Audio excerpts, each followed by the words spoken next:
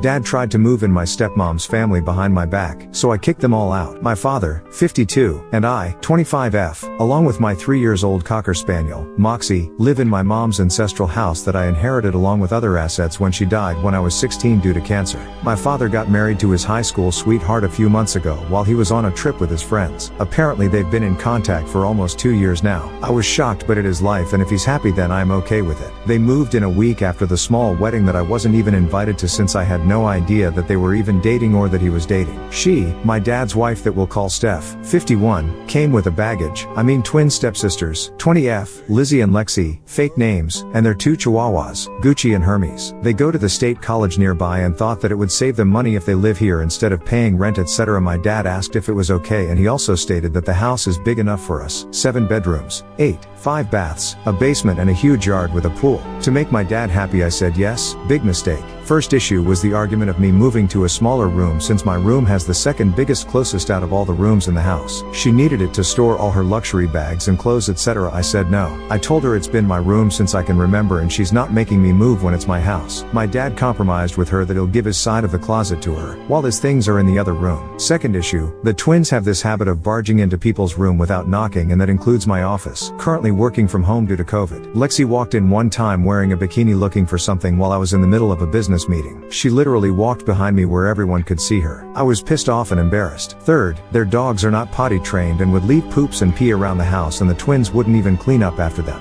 They're also very aggressive towards Moxie. I found Moxie one time with a scratch on her left eye where the other 2 dogs would usually nip it when they get the chance. Fourth, all the family photos in the house were removed and put in the attic without my approval. That includes my grandparents, my great-grandparents, my mother's family photo, my baby pictures, etc. I took my time to put them all back to where they belonged. This happened a few times. 2 days ago, Steph did it again, but this time she replaced them with her pictures, the twins, and her family, etc. Steph and I had a heated argument about it. I told her that she can't do anything regarding the decorations, etc. in my house without my approval, and that her daughters should also learn how to knock on doors and have their dogs potty trained. She said that they can whatever they want in her house and that she will be making up house rules that we will all follow, since she thinks I'm such a wild animal doing whatever I want and that I was not raised properly due to having a bad, useless mother. I was livid. That's an understatement. I told her that she can pack her things along with her twins because I'm kicking her out. She said that I have no right to kick them out from her house. I told her, and I quote, "Lady, you are living under my roof. This is my house. I inherited it from my mother, and right now your twins, and your dogs are trespassing. Get out before I call the cops." My dad got home early that day after Steph told him what happened. I told him my side of the story. He said that they're still getting used to the house and the move here was difficult for them.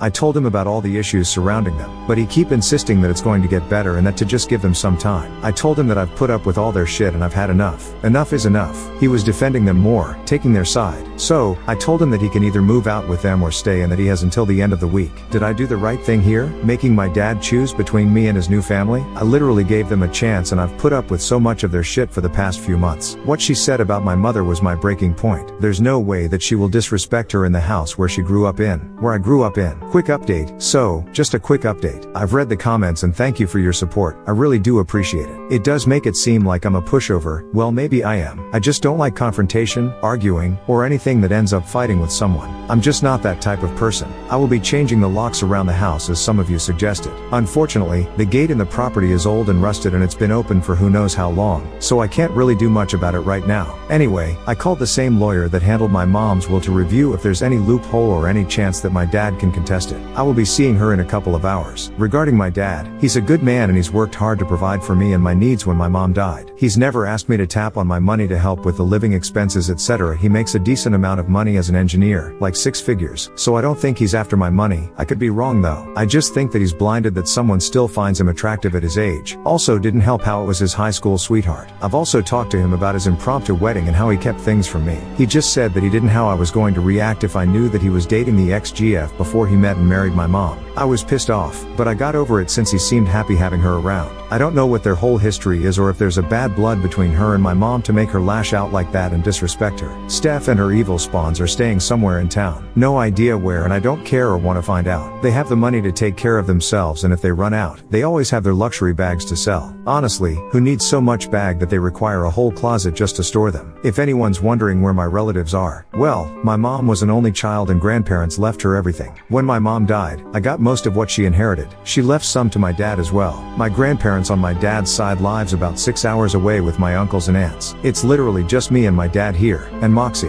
Moxie is doing well. She's happier and seemed to enjoy the quietness around the house. I will update as soon as I can, but thank you for all the support. Update. Here's the update. I spoke with my mother's previous lawyer, Amy, fake name, about the issue on Saturday and asked if there's a way to contest the will. She showed me the documents and Maya and I both signed an agreement, in summary, that we agree on what was left to us and that we will not be contesting it in the future. Mom for the win. She also advised to give them at least 30 days to find a place and move out to avoid any legal troubles, etc. So, inheritance issue is solved. Saturday night, I was supposed to have dinner with just my dad. Apparently a private discussion between father and daughter is a whole family affair. Steph and twins were there. To make it quick and to end the misery, I stated that I spoke with Amy regarding the house and other legal issues. I also added that they have 30 days to find a place and move out. Steph tried to object, but Dad shut her down by saying that we can fix the issue and that we can all go to family therapy and that we just need time to get to know each other. Cue my eyes rolling. I informed him that it's been months since they moved in and not once did they try to be family unless they need something. I put my foot down. Enough is enough. So, I asked him if he's going with them or staying so I'll know which items he'll be taking. He asked if I'm kicking him out, which I told him I'm not, that he's free to choose to wherever he goes, but I told him that he should not expect me to keep in contact with him if he decides to leave. Steph asked why I'm kicking him out of his house. I told her that I inherited my house from my mother. She said that he told her that I live in. I guess she thought that I live with my dad in his house. Big misunderstanding on their part. Lexi argued that it's going to be hard to move since they're finishing up spring semester and that finals are in a couple of weeks. I just smiled and said to better hurry and find a place. I left after that. Yesterday, Easter Sunday, I invited my boyfriend and his family and my two best friends over to celebrate Easter Sunday. My dad has been calling me and I didn't bother answering the call. He tried to invite me to spend the day with them. As far as I'm concerned, the only family I have right now are my two best friends, my boyfriend and his family. It was a good Sunday. We did some egg hunting and a few games and had a big dinner, which I haven't had in a long time. I felt right. Anyway, right now I'm finishing up on documenting everything that's worth over $500 in the house. I had a few people over to help document them. All locks have been changed. I only gave a copy to my BF. Don't worry about my dad asking him about the key. He doesn't approve of him since he's middle class. I also hired professionals to install a security system around the house and property and I am scheduled to meet with someone regarding the fences and gate. I have not tapped into the fund that my mom left since I started college to help with tuition, dorm, and other expenses, but this is an emergency and it calls for it. All the family pictures, portraits, etc. are currently in a storage. All other valuables that are small are in a safety deposit box. All documents are in a water and fireproof safe that requires a key and pin to open, currently in my room. I'm trying to take all the precautions and advise that you guys wrote on the comment section in my previous post. Thank you for those. So, that's about it for now. Not really sure why Dad is choosing to be with them than me, his own flesh and blood. I'll update this if there's any news or something stupid happens, but I've come to accept that for some unknown or unexplainable reason, they're more important to him than me. It's hard, since he's the only family I have left here, and I'm really not that close with his side of the family. So, once they move out, I am cutting contact with them. He's a grown man and he can decide whatever the fuck he wants to do with his life. Thanks for all the support and well wishes. Now story 2. Girlfriend who abandoned me and our 5-year-old daughter, came back after 10 years wanting to reconcile. For some context, 16 years ago, when I met Lucy, she was an amazing girl, intelligent, beautiful, fancy, funny, just the greatest girl I ever met. I felt so lucky when we start dating, and after a year into the relationship, we had a baby. I was living the dream, living with my girlfriend, raising our little daughter, being a happy family. I loved Lucy so much, and after some years, we were finally getting married. Our daughter was the most excited one about the wedding. She was going to be the flowers girl. Everything seemed to be perfect. Until, one day, when I was heading back home, a guy wanted to talk with me. At first I believed he may want to sell me something, until he mentioned Lucy. Politely, he asked me to talk in a private place. He then asked me to please, stop everything about the wedding and step back, because he and Lucy wanted to be together. I didn't believe him, until he started to tell me a lot of details about her that would be impossible to know. I returned home as fast as I could. I didn't wanted this to be truth, and told her about it. Hopping all was a mistake. But, no, it wasn't. The next hour she told me everything. She has been cheating on me from the last 2 years. She told me about how all the time she said she loved me, that she wanted us to be together and she loved our family, were all lies. How her new man was younger, stronger, handsome and better lover. She said that she didn't want it to be tied to me, how she lost her freedom for being a mother and she didn't want it to be a wife, that she wanted her freedom back. The final stab was when she said she was happy that I finally knew, and now she was able to leave. I cried, begged, humiliate myself and got on my knees, asking for another chance, to try fix our relationship, but she didn't want it. She wanted the thrill and excitement that this new guy make her feel. By the next day, she left us. I felt broken, humiliated, emasculated, but my daughter needed me. She was heartbroken, her mother left, and she believed it was her fault. She heard when Lucy said she didn't want to be a mother anymore. She needed me, and I needed to be strong for her. Fortunately, we had help. My family and Lucy's family supported us in any way possible. Her parents were so ashamed for their daughter's actions that they couldn't look me to the face without apologize for everything she did. I will be in debt with everyone forever for all their help. Fast forward, 10 years later, after lots of time and therapy, my daughter and I are living happy. She is the light of my life, a beautiful 15 years old lady who I love. Our wounds are healed and we have a very good life. But then, she came back. When me and my daughter were getting back home, we found Lucy in front of our apartment, waiting for us, wanting to talk. I recognized her immediately, and I would like to say that I did something cool, like ignoring her, asking her to leave, or at least be hostile with her. But no, I'm an idiot. My heart skipped a beat in the moment I saw her. She still was beautiful as before, but somehow, she looked even better. Maybe the age make her look mature and elegant. Maybe the dress, or the makeup, I don't know. But I let her in, while our daughter gave us some space and went to her room. She told me everything she did since she left. Basically, she lived with that guy for some years. She said how much she enjoyed it, all the fun she got and how she believed those were the best years of her life, until she noticed that the excitement of that new relationship was fading slowly. In some point, she started to cheat on that guy too. According to her, she wanted to feel alive and excited. Eventually, that relationship ended, and she started dating other guys. Every relationship became shorter than the previous one, until she only had casual hookups. She also said that sometimes she thanked about us, our family. Bitch, she said she was too proud to admit she made a mistake, until last year. She got COVID and it hit her really hard.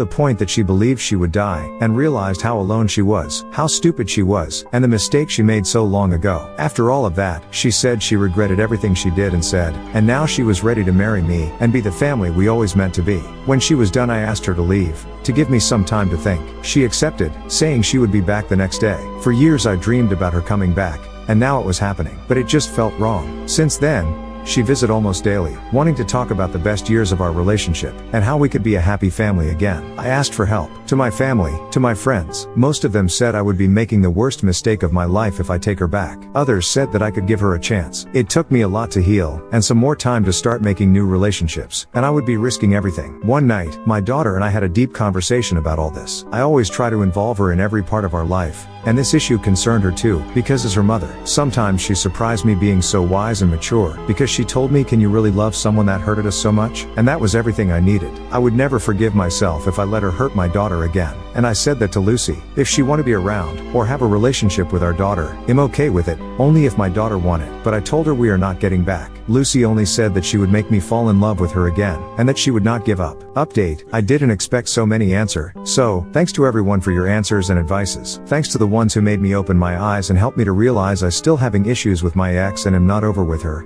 And overall, to the ones who pointed the risk of hurting my daughter that is letting her back in our lives. I can recognize my weakness, but am not letting her to hurt my baby again. So don't worry, I'm not getting back with her. Since the post, she had been insisting on meeting. She wanted to talk. I decided to have one last talk with her and setting my boundaries. We met in a public place. The talk was long and hard. I wanted her to be honest. AMD, I told her the moment I caught the lie I was leaving. I asked if she was really sorry, or are we her last option? Did she really love us, or are we just a consolation prize? Did she came back for love, or because she was unable to find another man anymore? She was unable to answer any of that. She only said things like, it's not like that, you need to understand me, I'm not like this anymore. She kept insisting on giving her another chance, that we can love each other again, that we could be together. She never even mentioned our daughter in any moment. Only after I pointed it, she started to mention her. When I tried to settle that we were over, she grabbed my hand and, as some of you told me she would do, she tried to seduce me, pulling down her blouse, showing me her cleavage, and saying we can find a room, so I can do whatever I wanted with her, that she wouldn't say no to anything, to compensate me. I didn't recognize that woman. She wasn't the amazing girl I met. She wasn't the mother of my daughter. I didn't know who that woman was, but she wasn't my Lucy. I said her to let me go, that we were over. Neither I or my daughter wanted anything with her, so please, leave us alone. We were living a good life without her. She then went mad, saying I couldn't left her, that it wasn't my choice, that she doesn't have anything else, that I can't take away her daughter. I still don't know why, but that last sentence triggered me. The next are not my exact words, but are close of what I said on that moment. Your daughter? You are not her mother. You only gave birth to her, but you are not her mother. Tell me, where you were when she was sick, where you were when she had fever, when she was scared on the night, when her first teeth fell, when she cried on the nights because she missed her mom, where you were on her first day of school, when she had her first period, when she had her first boyfriend, when her heart broke for the second time, because the first one who broke her heart was her mother. Which dick were you riding when she needed a mom? You have no rig to claim you are her mother, because you never acted like that. She tried to reply, but I saw how she was unable to find the words. I left her. Back at home, she sent me some texts, asking for another meeting, for another chance, that she loves me and she can change, but I'm done. You all were rigged. She doesn't love me or our daughter at all. She only loves herself. Having her on my life would be bad, toxic. I don't need that. I don't need her. My daughter and I are going back to therapy soon. Some of you are rigged. I need to work on myself, be stronger, and get over those feelings for her, because they're not real, just a memory of what I thought she was.